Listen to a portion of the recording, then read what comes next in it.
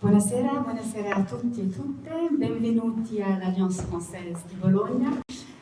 Questa sera io sono la direttrice dell'Alliance Française, quindi sono qua semplicemente per augurarvi il benvenuto e per ringraziare le persone che hanno organizzato questo incontro, in particolare l'Institut Français Italia, che cura appunto questi débat d'idées, e la persona di Stéphane Poliakov, che dopo vi parlerà, che ha organizzato questo incontro importantissimo con il professor Daniel Andler, che vi parlerà appunto di intelligenza artificiale. Io sono semplicemente appunto per dirvi che siamo molto felici di ospitare il professore, di ospitare voi. Sono felice di vedere anche molti visi giovani, mi fa molto piacere vedere questo interesse per questa conferenza, e lascio subito la parola a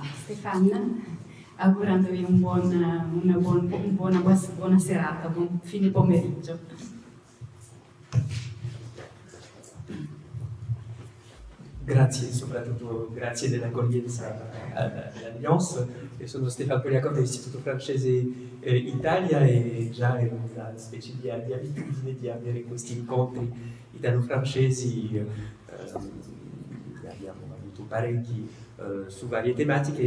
L'Istituto Francese Italia ogni anno ad autunno organizza un programma, una rassegna di incontri, di dialoghi italo-francesi su tematiche attuali. Dunque, questo semestre si tratta di intelligenza artificiale, dunque già da settembre abbiamo varie occasioni di vedere i vari lati di questa diciamo, fenomeno nuovo o non così nuovo, e di questo ci fa piacere parlare. Volevo anche dire che questo incontro è il terzo che facciamo nell'ambito di un accordo che abbiamo steso 3 anni fa, o due anni fa, con il Dipartimento di Filosofia dell'Università di Bologna, per fare questo tipo di incontro, di solito a novembre o dicembre, e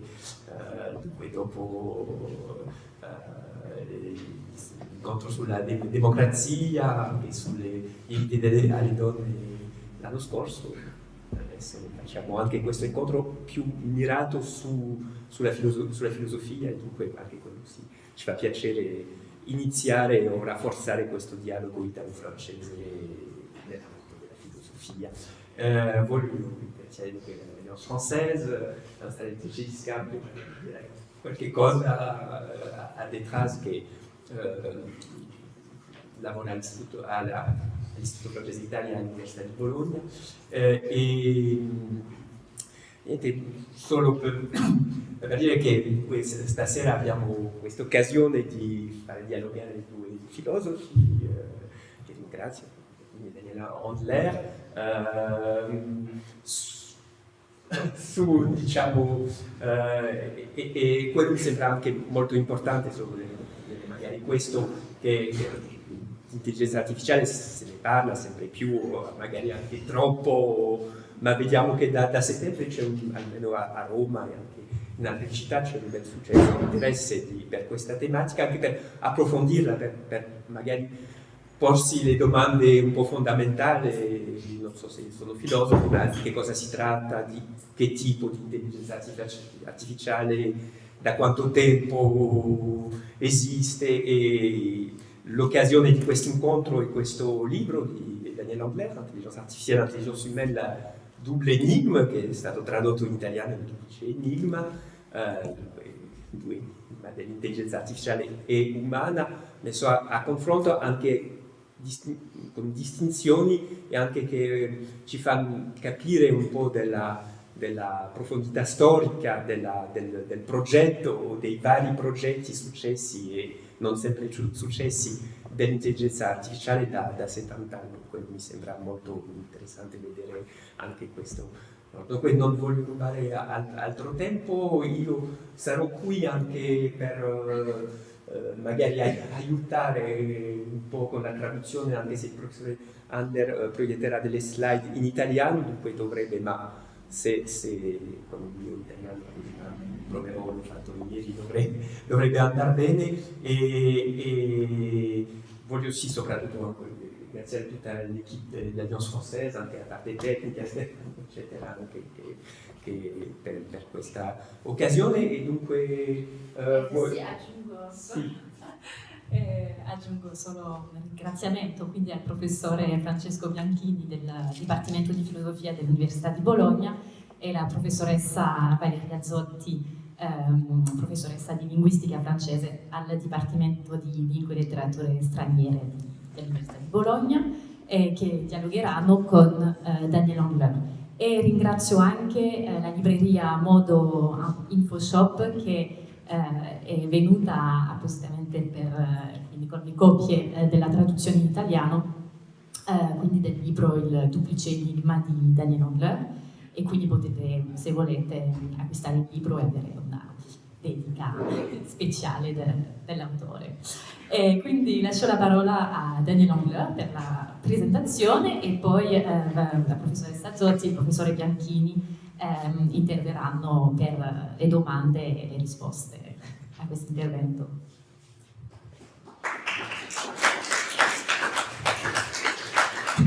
Grazie mille, sono molto grato per l'invito e mi dispiace molto che non posso parlare in italiano. C'est une honte, mais voilà, c'est comme ça. Donc, je vais vous parler en français et j'ai fait des slides en italien grâce à la traduction automatique révisée par ma femme qui est italienne. Donc, on va voir le résultat. C'est une expérience, j'ai jamais fait ça de ma vie parce que moi, je ne comprends pas vraiment bien l'italien. Donc, je vais avoir sous les yeux des slides que moi, je ne comprends pas. Et je vais pendant ce temps-là essayer de vous parler en français. Alors je ne sais pas comment ça va se passer dans mon système cognitif et je ne sais pas comment ça va se passer dans votre système cognitif parce que vous allez voir des slides en italien et m'entendre parler français. On va voir. Si ça ne marche pas, levez la main, criez, on changera de méthode. Alors, donc voilà le livre en italien, le livre en français et le livre en arabe. Et il va y avoir bientôt une traduction en mandarin qui va sortir à Taïwan. Alors, l'IA, un objet mal identifié. Qu'est-ce que donc l'IA?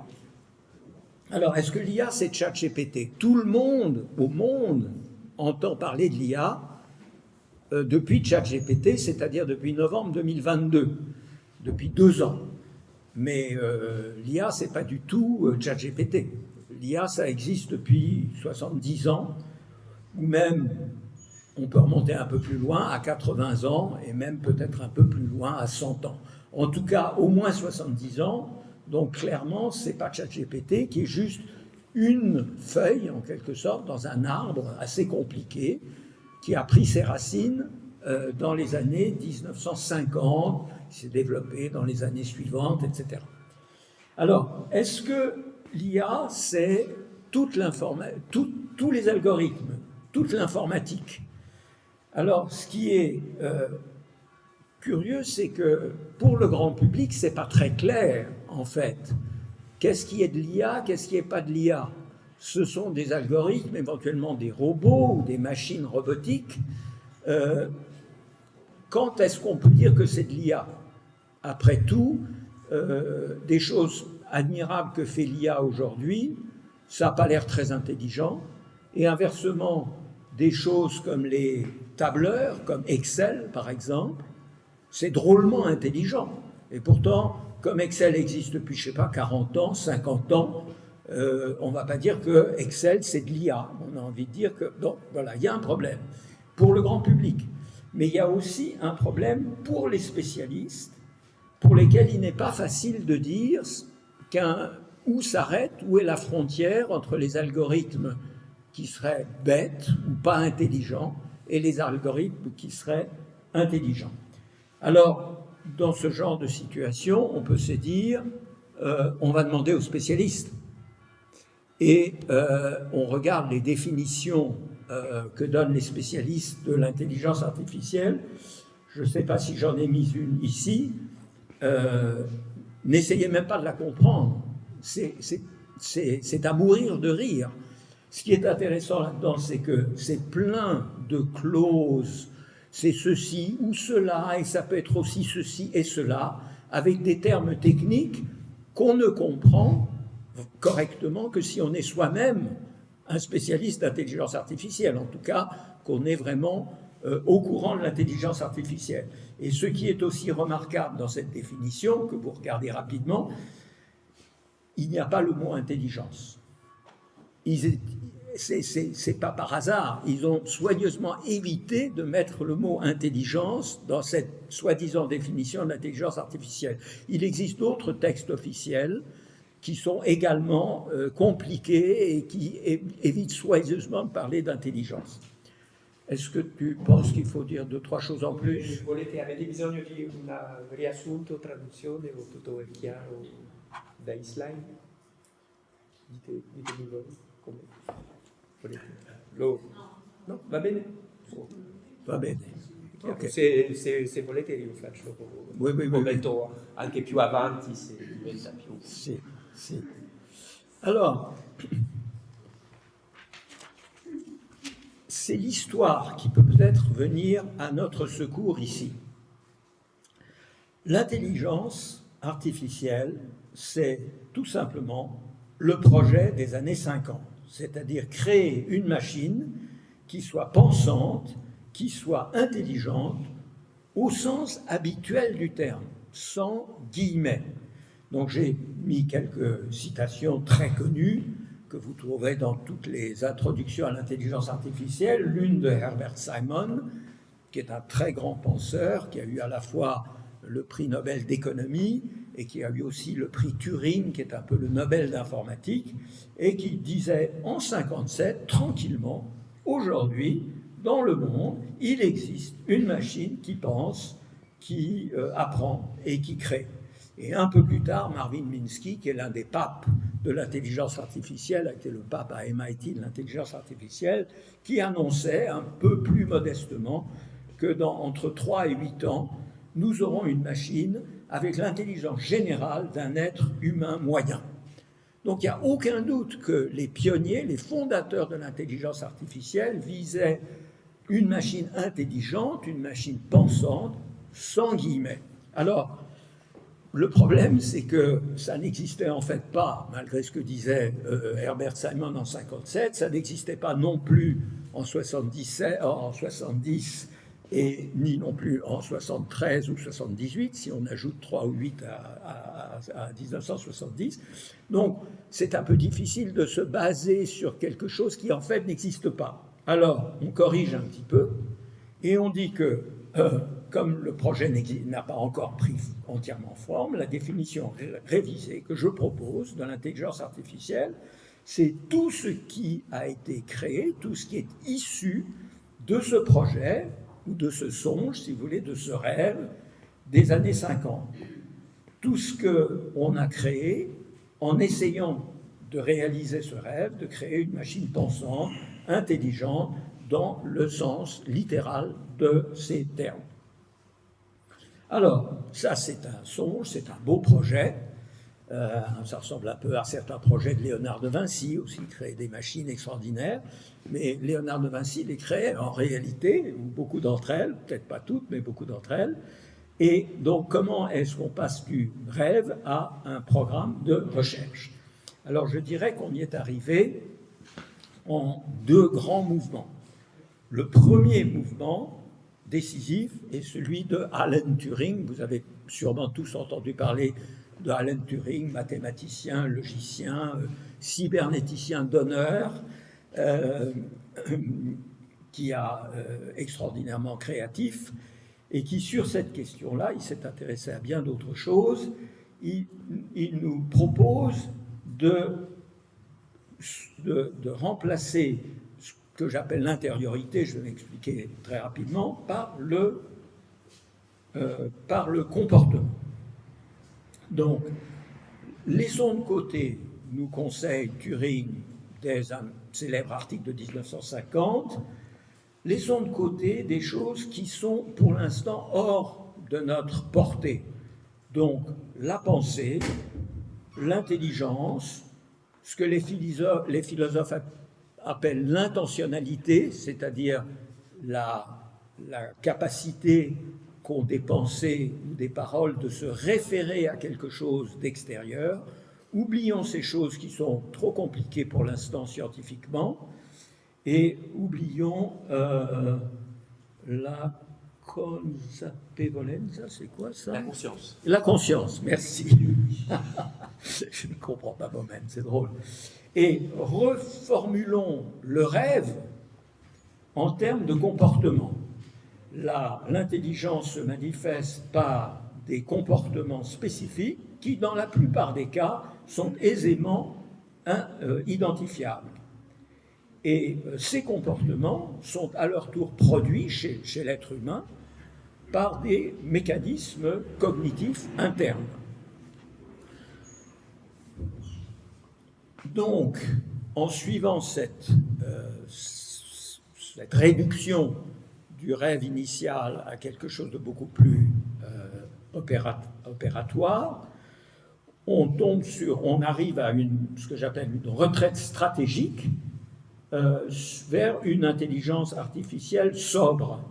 Donc on oublie ce qu'on a appelé, ce que certains philosophes, John Searle en particulier, a appelé l'intelligence artificielle forte, c'est-à-dire munie d'une capacité de penser, d'être consciente, de comprendre, une intelligence artificielle qui est semblable à l'intelligence humaine, donc on laisse tomber cette partie quand même importante du rêve du projet initial, on laisse tomber l'exigence d'une intelligence artificielle générale, par quoi il faut entendre la capacité d'aborder toute espèce de problème ou de situation, de résoudre toute espèce de tâche.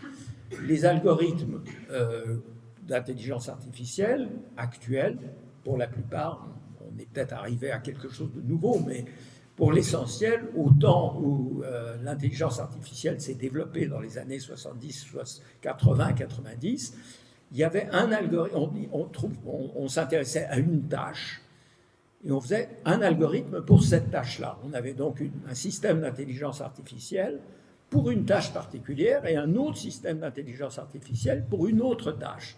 Et l'idée de faire une intelligence artificielle capable de couvrir toutes les tâches, à peu près de la manière dont plus ou moins l'intelligence humaine s'acquitte de toutes les tâches qu'elle a devant elle, eh bien on renonce à ce rêve-là. On renonce à l'idée d'une intelligence artificielle qui serait autonome, c'est-à-dire qui n'aurait pas besoin de l'intelligence humaine. On laisse tomber ça, on va se reposer de plus en plus sur l'intelligence humaine en la copiant. Et surtout, on renonce à un rêve qui était un rêve philosophique, qui était probablement mal conçu.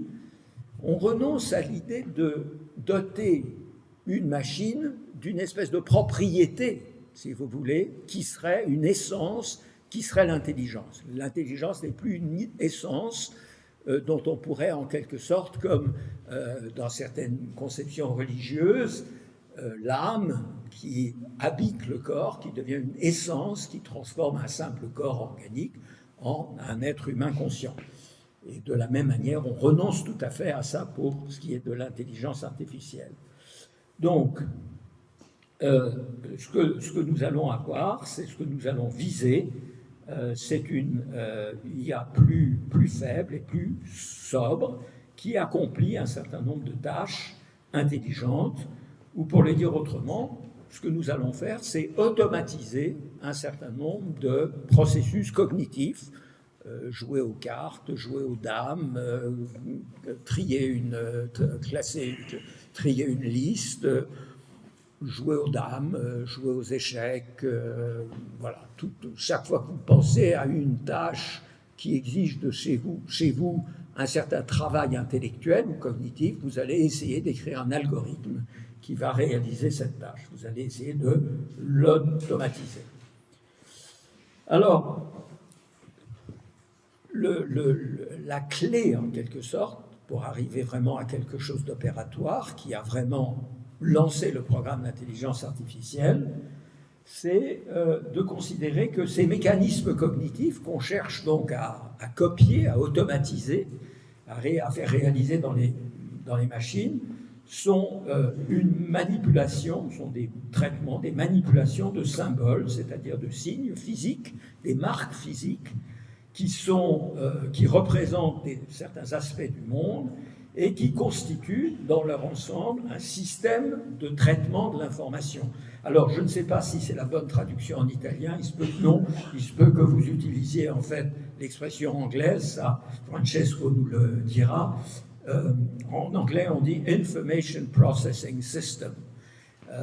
Et donc l'idée, et les philosophes appellent ça parfois d'un terme un peu technique, un peu effrayant, qui est le paradigme computo-représentationnel. Computo, ça veut dire qu'on manipule des signes physiques, tout simplement, on les dispose les uns à côté des autres, on les transforme, et représentationnel parce que ces signes représentent des aspects du monde qu'on essaye d'automatiser.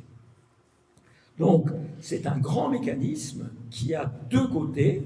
D'un côté, un mécanisme syntaxique qui consiste à bouger des pièces, si vous voulez, sur un échiquier. C'est une bonne image. Vous pensez aux pièces des échecs, vous les bougez comment on dit, sur le ouais, comment on dit, l'échiquier, voilà, l'échiquier, pardon. Sur l'échiquier, je suis troublé là par l'italien, la fatigue de la fin de la journée, pardon.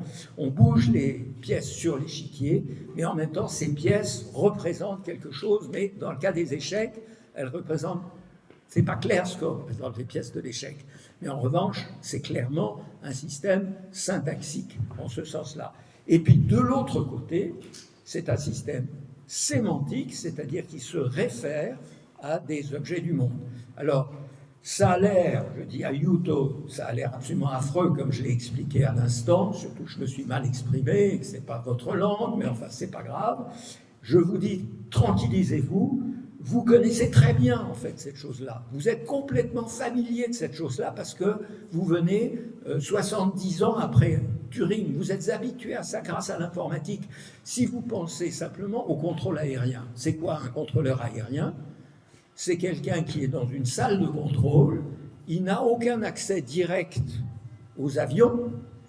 Les avions sont représentés sur des petites bandes, et des petits trucs, des paramètres, des mesures sur d'immenses tableaux. Il faut aller dans une salle de contrôle aérien, c'est très impressionnant.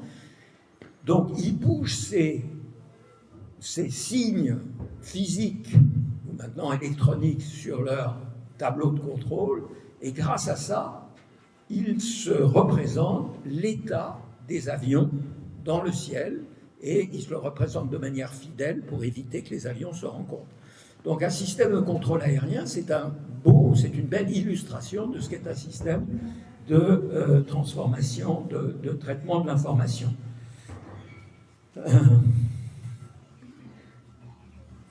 Donc, cette idée qui a l'air, quand elle est présentée de manière abstraite, compliquée, n'est pas compliquée. En revanche, elle est profonde. Elle est profonde parce que grâce à elle, tout simplement, toute l'informatique, tout ce que j'appelle la numérisphère, tout cet univers du numérique existe grâce à ce schéma conceptuel. Donc, il est à la fois simple à comprendre pour nous aujourd'hui, mais il a été difficile à créer dans les années 40, 50 et 60. Ça va? Vous comprenez? On n'a pas besoin d'aide, tant mieux. Donc voilà, ça c'est ma petite illustration. Donc le bilan, c'est qu'il y a deux faces de l'IA. C'est un Janus bifrons. D'un côté, on cherche à automatiser des processus cognitifs, des tâches cognitives, et d'un autre côté, n'oublions pas le rêve d'origine, on cherche à créer une machine pensante. Et beaucoup des difficultés conceptuelles qu'ont aussi bien les spécialistes que nous sommes tous, on se casse la tête tout le temps sur ces questions-là, que le grand public, vient du fait de cette double nature. Est-ce qu'on est en train vraiment de fabriquer une machine qui pense? Est-ce qu'on peut imaginer une machine qui pense un peu, mais pas vraiment, etc. En tout cas, on regarde ça, d'où évidemment l'importance du terme intelligence dans l'expression intelligence artificielle. Mais en réalité, ce que fait l'intelligence artificielle pour le moment, c'est d'automatiser des tâches cognitives. Et les spécialistes sont souvent contents de s'en tenir à cette définition de l'IA, automatiser des tâches cognitives. Ou comme je le dis, je crois dans un texte quelque part, mais je crois que Valéria va m'interroger là-dessus, si vous voulez, c'est comme comparer... Non, j'oublie, ça ne sera pas clair, donc j'oublie. Alors maintenant, ça c'est le schéma général. Il faut passer maintenant à la stratégie. Et il y a deux stratégies. Ça c'est important pour le grand public, enfin pour tout le monde, mais particulièrement pour le grand public, de bien comprendre qu'il y a deux stratégies assez différentes pour réaliser, pour passer à l'exécution. La première stratégie est dite symbolique. C'est ce qu'on appelle le paradigme symbolique ou parfois classique de l'intelligence artificielle. C'est ce paradigme qui a lancé l'intelligence artificielle. C'est un peu une simplification par rapport à la vraie histoire, mais je simplifie. Je dis ça pour Francesco qui le sait très bien. Donc, pour simplifier, je dis que ça commence par le paradigme symbolique. Et là, pour le paradigme symbolique, l'approche classique, considère que la cognition, donc ce qui se passe dans notre cerveau quand il exécute des tâches, eh bien, c'est une sorte de logique généralisée qui opère sur les pensées à peu près au sens ordinaire. Qu'est-ce que j'entends par là? Supposez que vous soyez en train de réfléchir, votre maman habite à Bari, et vous voulez aller à Bari demain. Comment vous allez faire? Ben, vous réfléchissez, vous dites, il y a des trains pour Bari, ils sont à quelle heure? J'ai du travail, je pourrais attraper le train de 16h30, et j'arriverai à Bari à 20h, et là je prendrai peut-être un car qui me mène jusqu'au village où habite ma maman, mettons. Vous avez en quelque sorte enchaîné un certain nombre de pensées qui sont des pensées au sens ordinaire, des choses qui vous traversent l'esprit et qui peuvent prendre en l'occurrence une forme entièrement verbale, entièrement explicite. Ce n'est pas absolument nécessaire, mais ça donne en gros l'exemple type. Et l'idée de l'approche symbolique, c'est de reproduire ce genre de processus qui opère sur des pensées de manière automatique grâce aux opérations de la logique qui sont incorporées en quelque sorte dans l'ordinateur. Donc, vous avez une idée de la manière dont ça se passe dans l'esprit, effectivement, que c'est un enchaînement logique au sens large, n'est-ce pas, de pensées au sens à peu près habituel, des choses qui vous traversent l'esprit, qui sont conscientes ou qui peuvent devenir conscientes, si vous faites un petit effort d'introspection.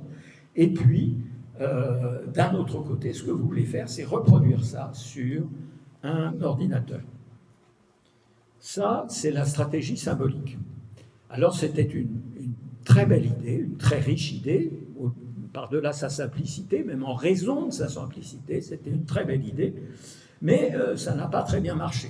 C'est-à-dire que, là aussi, je simplifie, en m'excusant auprès de Francesco, je simplifie, l'intelligence artificielle a traversé ce qu'on a appelé un hiver. Alors, le mot hiver, c'est simplement une période où ça ne marchait pas très bien, il n'y avait pas beaucoup d'argent pour la recherche. Les gens se sont un peu découragés, disons, pas les individus, mais un certain nombre d'institutions se sont découragées. Et donc, justement, si j'ajoute les 8 ans que nous a accordé Minsky en 70, il nous dit d'ici 8 ans on va y arriver, ben, si je fais 70 plus 8, je tombe sur 1978, et je suis en plein milieu du premier hiver, de ce qu'on appelait le premier hiver de l'IA. Alors, il y a eu un deuxième hiver, je passe rapidement là-dessus. Il y a eu un deuxième hiver après une phase, après le premier hiver, il y a une phase dite des systèmes experts. Je laisse de côté, je n'ai pas le temps. Disons que c'était une approche assez, disons, en continuité avec l'approche symbolique, mais avec un élément de plus qui consistait à se reposer sur l'expérience d'experts humains pour essayer d'extraire leur connaissance, si vous voulez. Donc ça a très bien marché, les systèmes experts, et puis c'est tombé dans un deuxième hiver. Et puis, qu'est-ce qui s'est passé après ce deuxième hiver? Il y a eu une sorte de changement, alors je caricature, il y a eu un changement d'équipe, qui ne s'est pas d'ailleurs passé très bien sur le plan institutionnel et personnel, c'est-à-dire que les modèles symboliques ont cédé la place, en quelque sorte, aux modèles qu'on appelait à l'époque les modèles connexionnistes, qui sont les modèles, disons, pour le dire rapidement, les modèles en réseau, ou les modèles de deep learning, apprentissage profond en français, dont ChatGPT, par exemple, est une... ChatGPT est une... Il y a un problème, Anne, non?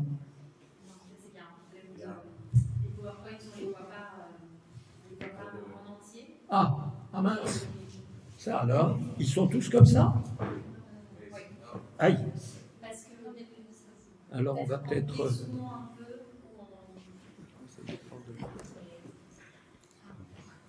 Mais je pense que le problème Ah pardon.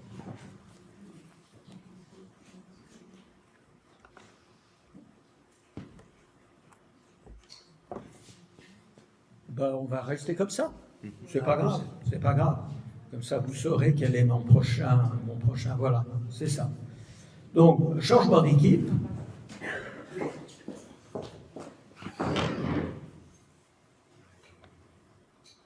Ah voilà, bravo. Ah, tout petit. Ça va? Voilà. Donc, non, alors retenez donc qu'il y a une deuxième approche très différente de l'approche symbolique, et que cette approche est celle qui a conduit l'intelligence artificielle au succès actuel, qui font que tout le monde parle d'intelligence artificielle. Voilà. Alors, en quoi consiste ce changement? Il est assez radical, en fait, ce changement. L'approche connexionniste consiste à oublier, si vous voulez, provisoirement, oublier ce qui se passe au niveau de la personne consciente. Vous, en train de vous demander comment vous allez vous retrouver à Bari pour rendre visite à votre maman. Oubliez ça. Oubliez la logique. Oubliez la logique qui vous dit, ben voilà, il y a un train à partir de, je pourrais y aller parce que j'aurai fini mon travail, etc. Et pensez plutôt au cerveau qu'à la personne.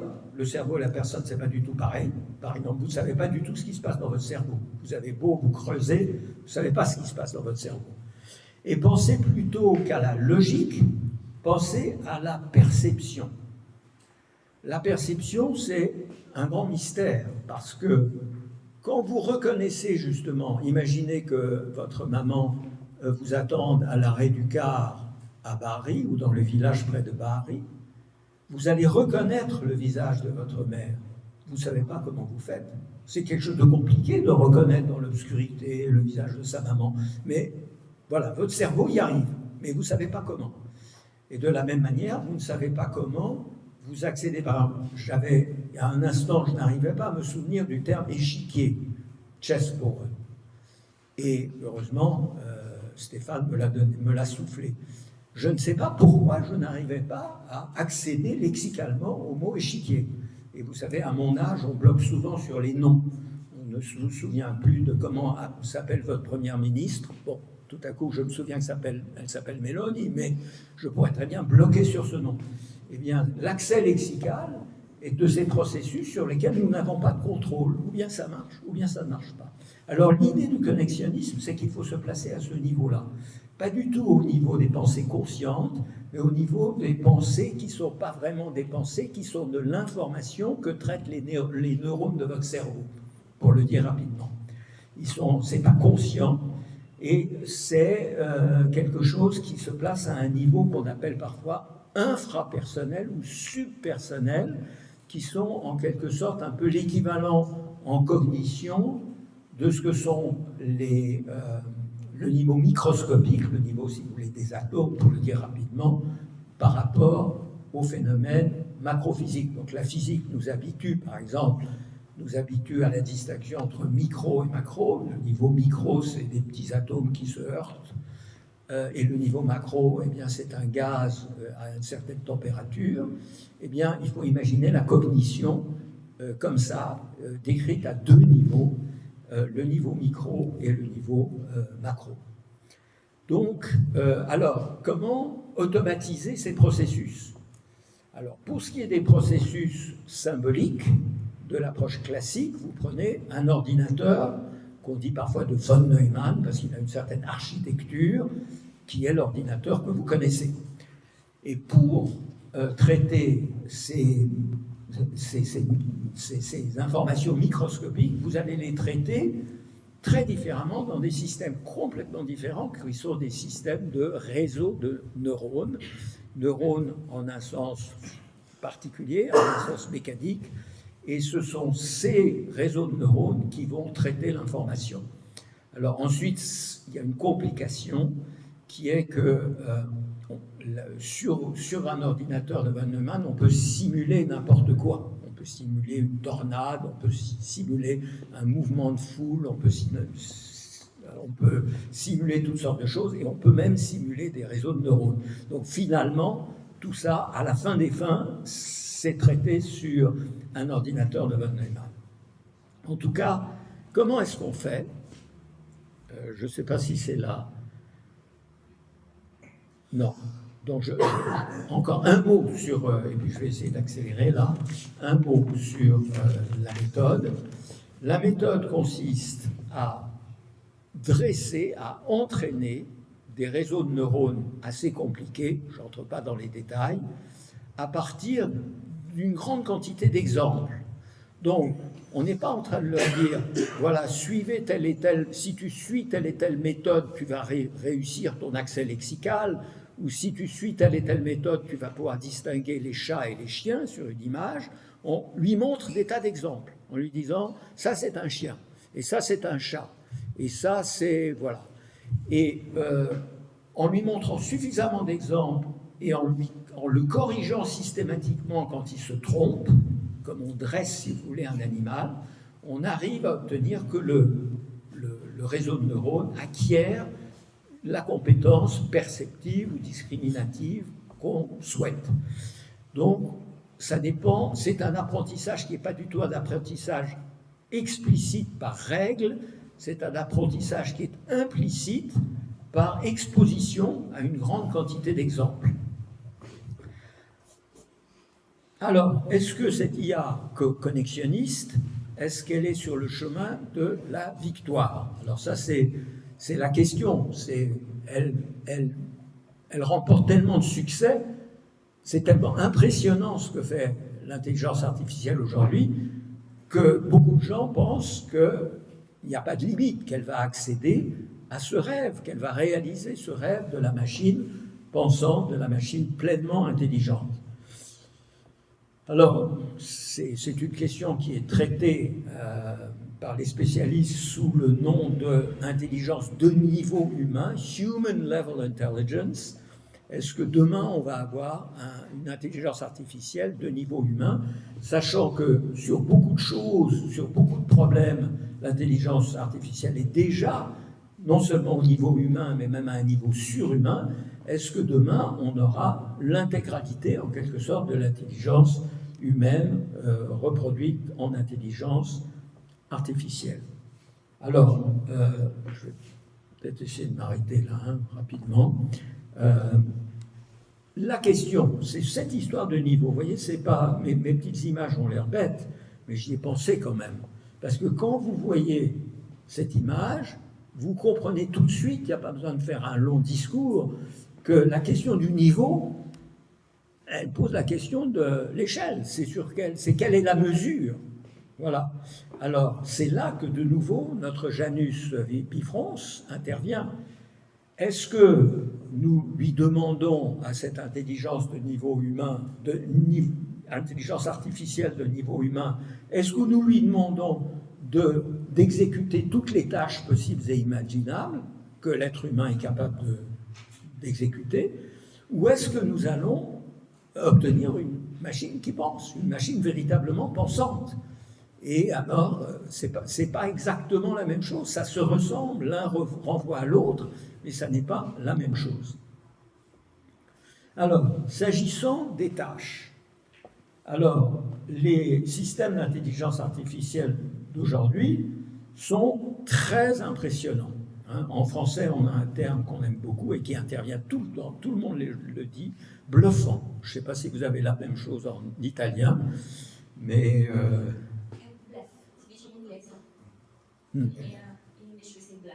Bluff, voilà.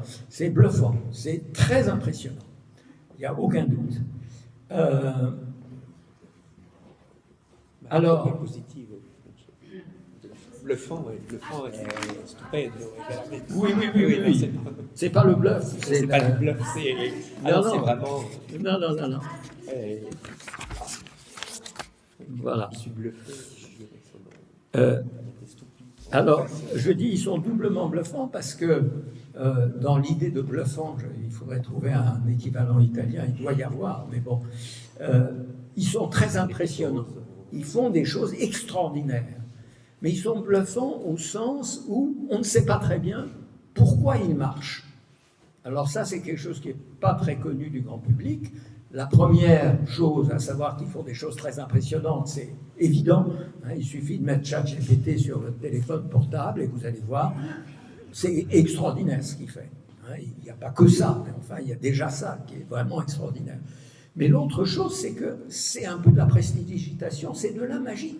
Alors, il ne faut pas exagérer.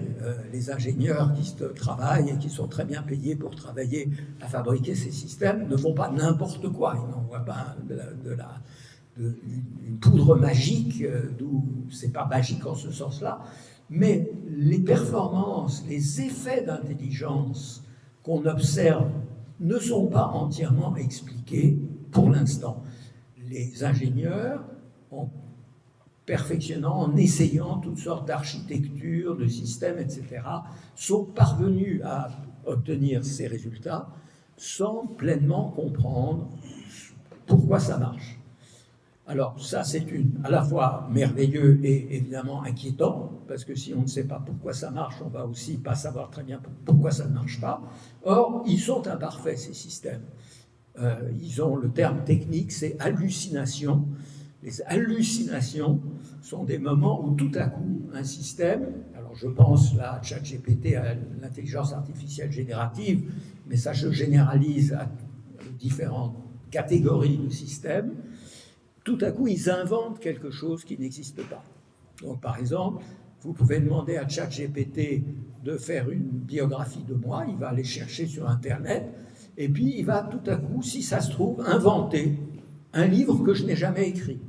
Et il va le faire avec beaucoup d'assurance et de culot en disant si, le professeur Andler a écrit le livre machin truc avec un titre chez un éditeur, c'est sorti telle année, etc.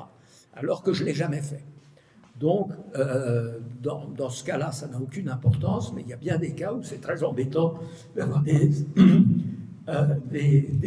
hallucinations. Et puis l'autre chose, c'est que, contrairement à l'impression que donne, disons, une certaine propagande, mettons, ils ne sont pas du tout adaptés à toutes les tâches. Il y a toutes sortes de tâches qui, pour l'instant, leur échappent complètement.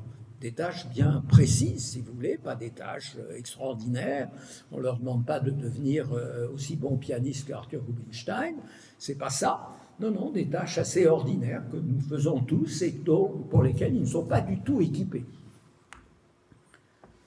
Alors, il y a deux limitations, puis je vais m'arrêter là. La première limitation, c'est que par rapport au rêve de faire une intelligence artificielle pensante, comme nous pensons, c'est que ces systèmes fournissent la solution, mais ils ne fournissent pas, ils ne reproduisent pas la démarche humaine, si vous voulez. Par exemple, vous cherchez à, je ne sais pas moi, à organiser la distribution de l'eau dans une situation d'urgence. L'intelligence artificielle, éventuellement, va vous proposer un système pour distribuer de l'eau à Gaza, mettons, mais vous ne saurez pas d'où ça vient. Vous n'aurez pas, en quelque sorte, suivi la démarche qui vous a permis de faire ce système. Vous avez une solution toute faite, mais cette solution, elle vient comme une sorte d'oracle de la machine, c'est comme une réponse miraculeuse à laquelle vous faites ou non confiance, compte tenu du fait que elle peut éventuellement se tromper. Donc, je dis que cette intelligence artificielle est de toute façon une intelligence de substitution, pas une intelligence synthétique, c'est-à-dire qui serait indiscernable de l'intelligence humaine. Elle n'est pas du tout indiscernable. Elle fait fonction d'intelligence, mais c'est une intelligence de substitution. Et le problème des systèmes de substitution, c'est que leurs conditions de bon fonctionnement sont très particulières et qu'ils tombent en panne. Et les systèmes, alors vous me direz que l'intelligence humaine tombe également en panne, mais c'est une autre affaire. Alors pourquoi est-ce qu'on veut quand même, on serait content d'avoir une intelligence synthétique, vraiment ressemblant à l'intelligence, vraiment propre à l'intelligence humaine, pour deux raisons. D'abord, on peut se dire que si on y arrivait, elle aurait toutes les propriétés de l'intelligence humaine, y compris la conscience, etc. Et puis d'autre part, elle serait explicable, c'est-à-dire que comme c'est une intelligence vraiment humaine, vous la comprendriez de la même manière que vous comprenez les processus cognitifs ou les processus intelligents d'autres êtres humains. Donc ce que nous avons obtenu, c'est au mieux une intelligence de substitution qui est vulnérable, comme tous les systèmes de substitution, à la dégradation, etc. Et à quel prix? À un prix élevé. D'abord, la ressource initiale, ce sont les exemples fournis par l'intelligence humaine. En l'occurrence, pour ChatGPT, c'est à peu près tout ce qu'on trouve de sensé sur Internet. Donc c'est tout ce qui se dit et s'écrit et se lit sur Internet. Ça fait beaucoup de choses. Tout ça, c'est un produit de l'intelligence humaine. Donc c'est ça qui est d'une certaine façon absorbé ou mis en boîte par les systèmes neuronaux actuels. Et ça engendre une dépense énergétique colossale. Alors retournons à l'intelligence. Est-ce que l'intelligence, c'est la capacité de résoudre des problèmes, c'est-à-dire d'achever des tâches? Alors c'est l'hypothèse de base du programme actuel d'intelligence artificielle et aussi de la psychologie scientifique, qui pense que l'intelligence humaine, ça consiste essentiellement à résoudre des tâches. Si vous avez quelque chose qui résout toutes les tâches possibles, ou beaucoup de tâches possibles, vous avez quelque chose de très intelligent. C'est vrai en un certain sens, mais ça ne couvre pas tout ce dont est capable l'intelligence humaine. Et là, je vais être obligé de m'arrêter, parce que j'ai été beaucoup trop long. Ah là là. L'intelligence humaine, je dis, c'est une autre affaire. C'est la capacité de faire face à des situations vécues, des situations personnelles, qui, elles, ne sont pas de l'ordre de la tâche, et qui, d'ailleurs, ne sont pas susceptibles d'une solution unique. Un problème bien posé est susceptible d'une solution unique, peut-être d'une famille de solutions approchées. Tandis que faire face correctement à une tâche, à une situation, au contraire, à une situation, c'est quelque chose qui n'a pas, en quelque sorte, un critère objectif de réussite. En tout cas, n'en a pas toujours. Donc, la différence fondamentale entre l'intelligence artificielle et l'intelligence humaine, c'est que l'intelligence artificielle résout des problèmes, accomplit des tâches précises, tandis que l'intelligence humaine consiste à affronter des situations. Donc, voilà, il faut se résigner. On n'a pas obtenu, et à mon avis, on n'est pas sur le point d'obtenir, mais je suis minoritaire sur cette question, on n'est pas sur le point d'obtenir un véritable génie, c'est-à-dire une intelligence artificielle qui serait vraiment à l'image de l'intelligence humaine, mais on a une technologie extraordinaire, tout à fait extraordinaire, tout à fait utile, que nous devons traiter comme un instrument que nous mettons à notre profit et dont nous limitons autant que possible les dégâts. Voilà, je vous remercie, j'ai été trop long comme prévu, pardon.